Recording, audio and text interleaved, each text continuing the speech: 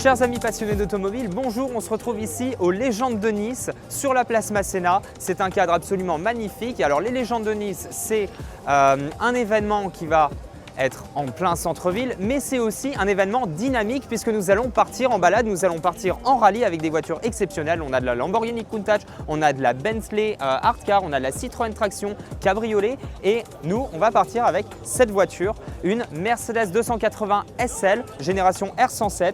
Elle est absolument magnifique, elle est dans son jus, dans sa patine et on a hâte de vous montrer tout ça.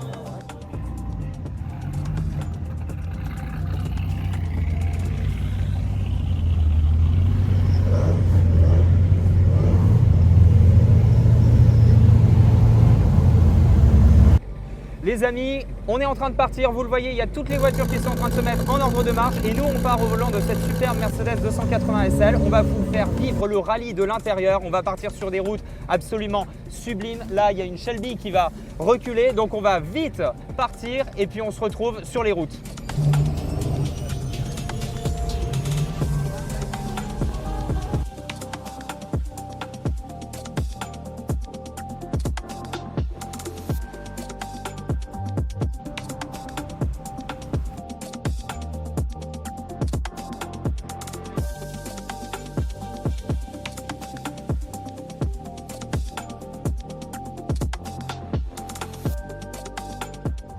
Chers amis, nous sommes en route direction le col du Turini. On est sur des routes absolument magnifiques.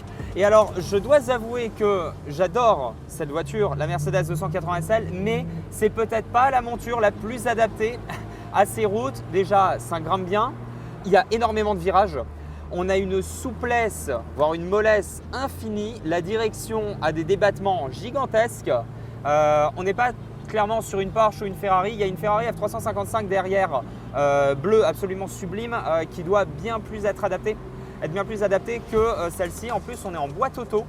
La boîte auto qu'il faut faire, voilà, faut pas hésiter à la faire monter, à faire monter un petit peu le régime pour qu'elle passe les rapports. Faut pas hésiter à mettre un peu pied dedans, voilà, pour donner de l'allant. Et puis alors, j'imagine pas nos compatriotes en Bentley T2 derrière qui doivent absolument ramer. Oh là là là là là là là là, on est vraiment dans les épingles. Alors c'est assez sportif, mais pas dans le premier sens du terme, vous voyez. On essaie quand même de garder le contrôle de la voiture, on essaie de lui donner un petit peu d'allant parce qu'on va pas se mentir, c'est un peu mou. Mais franchement, c'est super agréable, sensation de cabriolet. En plus, regardez ces paysages magnifiques là, franchement c'est agréable. Et puis on va directement au Turini.